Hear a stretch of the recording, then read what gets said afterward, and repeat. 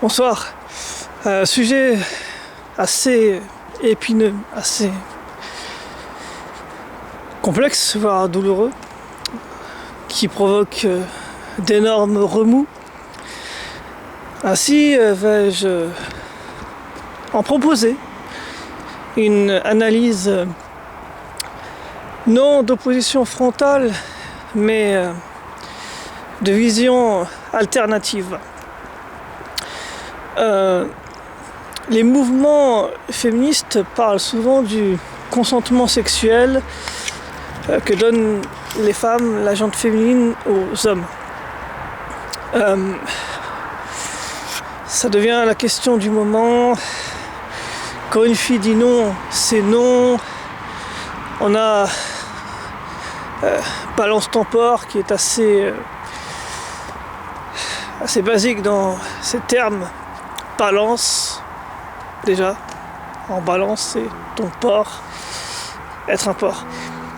C'est pas sur ça que j'aimerais aller, c'est pas sur ce terrain-là d'opposition frontale, de smash qui ferait penser à une gifle, en plus, ce serait mal interprété. C'est absolument pas un smash de volleyball qui m'intéresse, c'est autre chose. Est-ce que la question est bien posée? Il y a une tension sexuelle qui se fait entre le référent masculin et le référent féminin. La tension sexuelle est pulsionnelle, elle n'est pas forcément déclarative.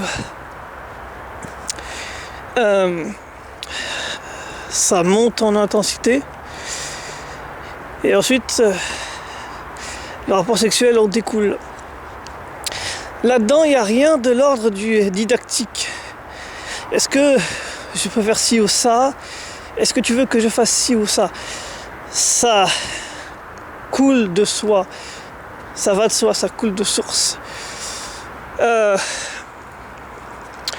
On prend pour exemple des hommes qui ont des moyens financiers assez importants et qui exercent donc une influence assez importante. Ce n'est pas représentatif de l'ensemble des hommes, déjà. Donc on prend Weinstein, tout ça, et de là on en découle toute cette dialectique, tout ce discours. L'homme doit accepter le consentement féminin et tout cela. On prend déjà un exemple qui n'est pas représentatif de l'ensemble des hommes.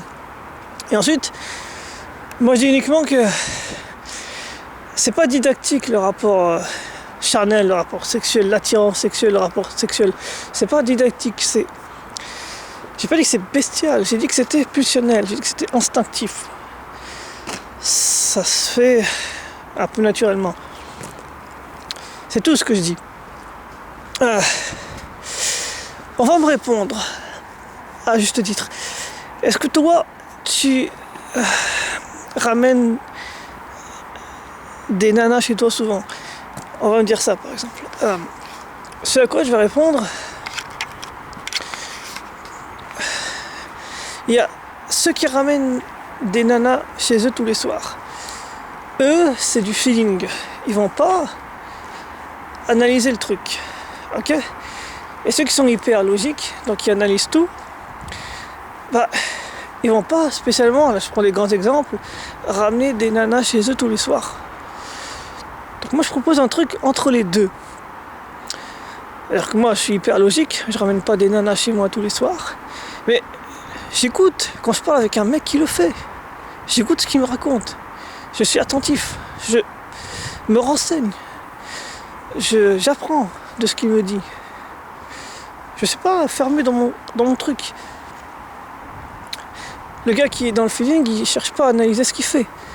Et le gars qui suranalyse, il est totalement déconnecté du réel. Physique, pulsionnel, passionné. Donc voilà, c'est pas ce que je fais, donc je pars avec lui. Et c'est ça que je vois. Je vois une approche entre hommes et femmes qui est de l'ordre de la communication indirecte, qui est inscrite dans nos gènes, qui est pulsionnelle, qui est charnelle,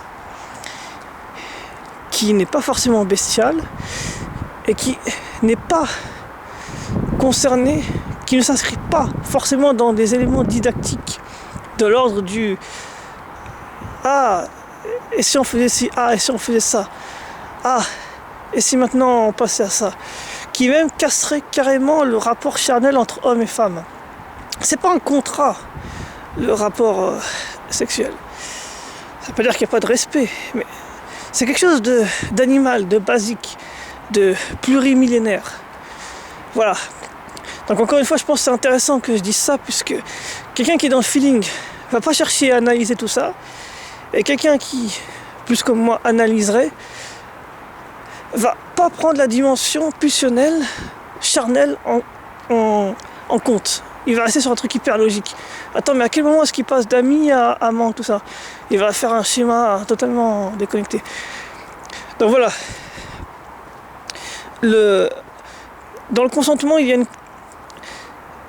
une pose de questions didactiques, sur le plan didactique, qui ne correspond pas à la réalité du rapport charnel entre hommes et femmes, de l'attirance entre hommes et femmes, et du passage à l'acte sexuel entre hommes et femmes. C'est ça qui n'est pas pris en compte dans les débats publics, dans les débats médiatiques. Voilà, je proposais cet autre regard là-dessus. Merci à vous, bonne soirée.